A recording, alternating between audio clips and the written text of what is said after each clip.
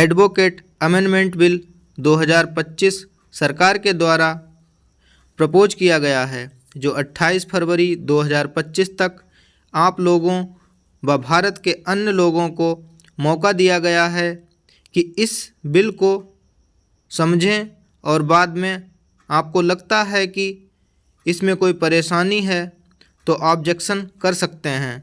आप ईमेल के ज़रिए पॉइंट ऑफ व्यू भेज सकते हैं। आपको बता दें, इस बिल के प्रपोजल के बाद भारत के सभी न्यायालयों में अधिवक्ताओं ने हड़ताल करना शुरू कर दिया है। हम आपको समझाने का प्रयास करेंगे कि इससे वकीलों पर क्या बड़ा प्रभाव आने वाला है। अगर संसद में जाकर एक्ट बन जाएगा तो इसका क्या निगेटिव असर पड़ेगा। बार काउंसिल ऑफ इंडिया ने भी अपनी राय देते हुए इस पर आपत्ति जताई है। इसको शॉर्ट में समझाने का प्रयास करेंगे। 8 पॉइंटों में आपको समझाने का प्रयास करेंगे। नंबर 1, इस विधेयक में कानूनी प्रैक्टिशनर धारा 2 की परिभाषा को विस्तृत करने का प्रस्ताव है, जिसमें केवल अदालत में प्रैक्टिस करने वाले वकील ही नहीं बल्कि कॉर्पोरेटिव वकील, इन हाउस काउंसलर और निजी सार्वजनिक संगठनों, संविधिक निकायों और विदेशी कानून फर्मों में कानूनी काम करने वाले लोग भी शामिल हैं। नंबर 2 पर मैंडेटरी बार एसोसिएशन रजिस्ट्रेशन अर्थात नई धारा 33A के तहत अनिवार्य किया गया है कि सभी वकीलों को जो अदालत, न्यायाधिकरणों व अधिकारियों के समक्ष प्रैक्टिस करते हैं, उन्हें उस बार एसोसिएशन के साथ पंजीकरण कराना होगा जहां वे मुख्य रूप से प्रैक्टिस करते हैं। स्थान पर कानून के क्षेत्र में परिवर्तन होने पर वकीलों को पिछले बार एसोसिएशन को 30 दिन के भीतर सूचित करना होगा। वकीलों को केवल एक ही बार एसोसिएशन में वोट करने की अनुमति होगी। Ban of court boycott and strike एक महत्वपूर्ण प्रावधान धारा 35A है, जो वकीलों और बार एसोसिएशन को अदालत की कार्यवाही का बहिष्कार व हड़ताल करने से रोकता है। किसी भी उल्लंघन को पेशेवर अनुशासनात्मक माना जाएगा, जिसके परिणामस्वरूप अनुशासन कार्यवाही की जाएगी।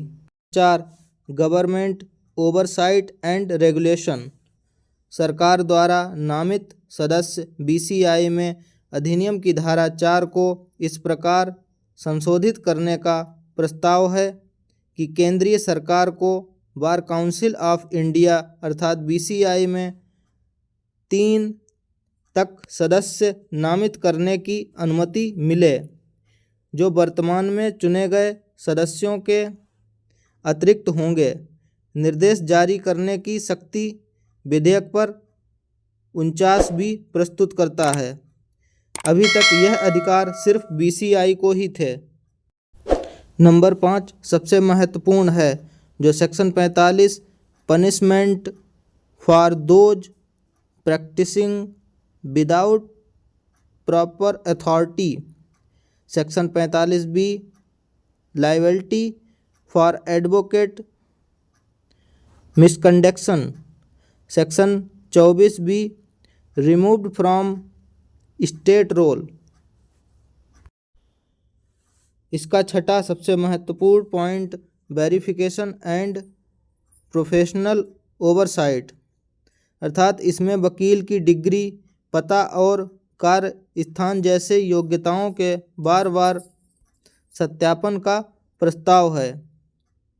अभ्यास के स्थान पर हर 5 साल के सत्यापन किया जाएगा। भारत में विदेशी कानून फर्मों और वकीलों के प्रवेश को केंद्र सरकार द्वारा बनाए गए नियमों के माध्यम से विनियमित किया जाएगा। नकली या जाली डिग्री से अयोग्य घोषित किया जाएगा। 7वां point, legal education and professional training अर्थात BCI कानून फार्मों की मान्यता और नियम की निगरानी करेगा और कानून स्नातकों के लिए अनिवार्य पूर्व और पोस्ट नामांकन प्रशिक्षण शुरू करेगा। बार प्रशिक्षण धारा 2 विधेयक में पूर्ण प्रैक्टिस अधिकार प्राप्त करने से पहले अखिल भारतीय बार परीक्षा या अन्य निर्धारित परीक्षा को पास करने की आवश्यकता को सुदृढ़ किया जाएगा। अमेंडमेंट बिल 2025 का महत्वपूर्ण पॉइंट 8 है, women representation in bar council of India अर्थात पहले BCI को ही सारी पावर दी गई थी, लेकिन सरकार इसमें दखल करके विविधता को बढ़ावा देने के लिए विधेयक में bar council of India BCI में कम से कम 2 महिला सदस्यों की नियुक्ति अनिवार्य की गई है, जो प्रमुख महिला वकीलों से सहमति से चयनित होंगी। इस बिल को लेकर भारत के सारे कोर्टों में अधिवक्ताओं ने हड़ताल का आह्वान कर रखा है। आपकी क्या राय है, हमें कमेंट सेक्शन में कमेंट करके बताइए कि इस बिल के आने से जनता को लाभ होगा या हानि होगी।